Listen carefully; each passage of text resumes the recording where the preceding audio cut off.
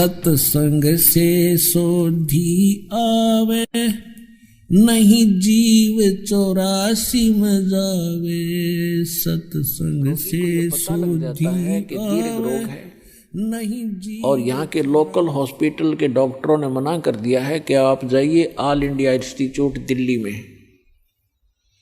तो वहाँ जब ये डायरेक्शन मिलकर इंसान जाता है तो वहाँ चाहे प्रधानमंत्री हो और चाहे कोई फैक्ट्री मालिक हो, कितना उच्च पोस्ट प्राप्त व्यक्ति हो, उस समय उसको अपनी जान दिखाई देती है, अपनी पोस्ट पद दिखाई नहीं देता। डॉक्टर कहता है लेट जाइए, वो तुरंत लेट जाता है। डॉक्टर कहता है ये कपड़े निकाल दीजिए, तुरंत निकाल के रख देता है। उस समय उसके नखरे खत्म हो जाते हैं और तभी वो उपचार प्राप्त करता है। जब तक डॉक्टर के आज्ञा का पालन करता रहे, चाहे कुछ भी कहे वैसे ही, जहाँ लेटने को कहे वहीं लेटना पड़ेगा, जहाँ बैठने को कहेगा वह बैठना पड़ेगा, और कहेगा मुंह खोल सांस तेज ले, वो सारा कुछ करना पड़ेगा। तो तभी वो अपना उपचार करवा पाएगा। तो ठीक इसी प्रकार जब आप सतलोक आश्रम बरवाला की तरफ आवे, संत मिलन को चालिए तज माया अभिमान, और जो जो कदम आगे रखे ओ हे यज्ञ समान। तो आपको इतना पुण्य मिलता है यहाँ आने का। आप क्योंकि संत है नहीं पृथ्वी पर कोई, संत मिलन को चालिए, संत की तरफ चलने मात्र से इतना लाभ है, फिर यहाँ का किक लाभ होगा वो तो गिनती नहीं हो सकती। अब जब तक अभिमान है ये प्राणी उभर नहीं सकता। एक नित्यानंद नाम के संत हुए हैं, नित्यानंद नाम के। वैसे वो ब्राह्मण जाति में जन्मे थे, लगभग 250 वर्ष पूर्व की बात है। उनका घर का नाम था श्री नंदलाल, नंदलाल नाम था उनका। उनके माता पिता बचपन से ही मर गए थे, मृत्यु को प्राप्त हो गए थे। उनका पालन पोषण नाना नानी के घर हुआ था।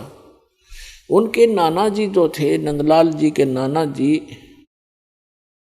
नारनौल के नवाब के यहाँ एक उच्च पोस्ट प्राप्त थे। और जब ये नंदलाल जी युवा हुए, ब्राह्मण कुल में थे ये, तो इनको भी वहां एक तहसीलदार की पोस्ट पर नियुक्त करवा दिया। नंदलाल जी तहसीलदार थे, घोड़ा इनको प्राप्त था, बन ठन कर चलते थे। उस समय जो तहसीलदार की वैल्यू जनता में होती थी, इज्जत होती थी, आज के तो मेरे ख्याल में मंत्री की बिना होगी।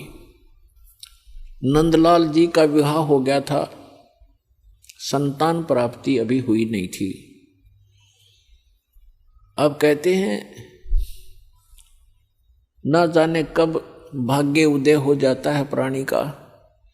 एक दिन नंदलाल जी अपने महल के, अपने मकान के छत पर, गर्मियों के समय में छत पर टहल रहा था। रात्रि में नींद आई नहीं, और उसने क्या देखा कि कहीं थोड़ी सी दूरी पर रात्रि के समय किसी के घर पे कोई संत आए हुए हैं और परमात्मा की कथा सुना रहे हैं, सत्संग कर रहे हैं।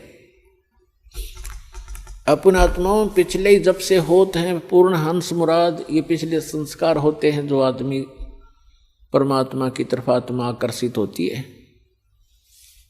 उसने सारी रात सत्संग सुना, नींद और खत्म होगी।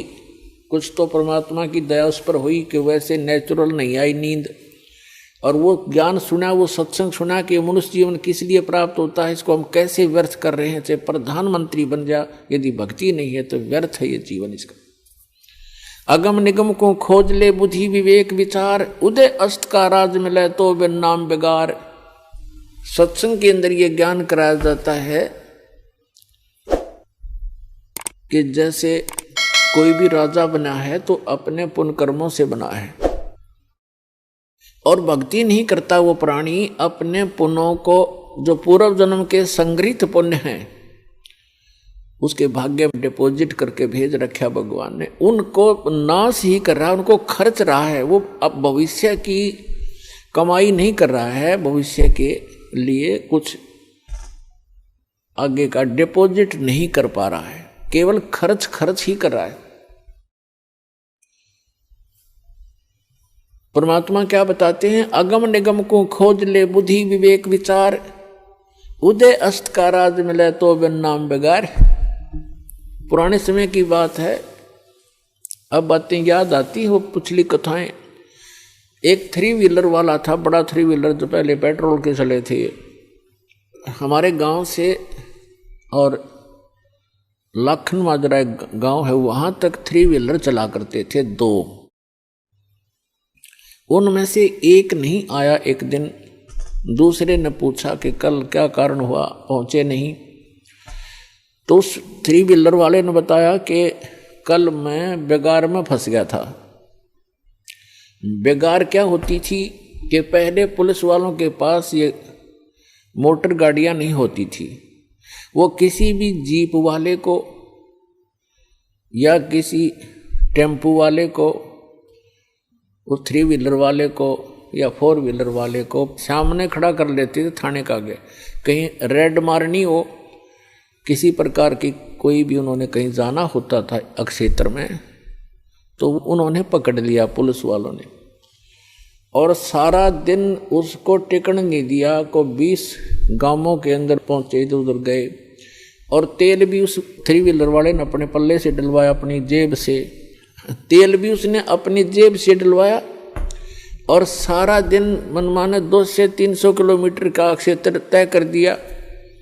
आम आदमी तेनों दिखा दानो बड़ा स्पीड से चल रहा, बड़ी कमाई कर रहा होगा, कर रहा था अपने ही पल्ले से खर्च कर रहा था। तेल का भी कमाई तो थी नहीं उस दिन। तो उसको बिगाड़ बताते हैं।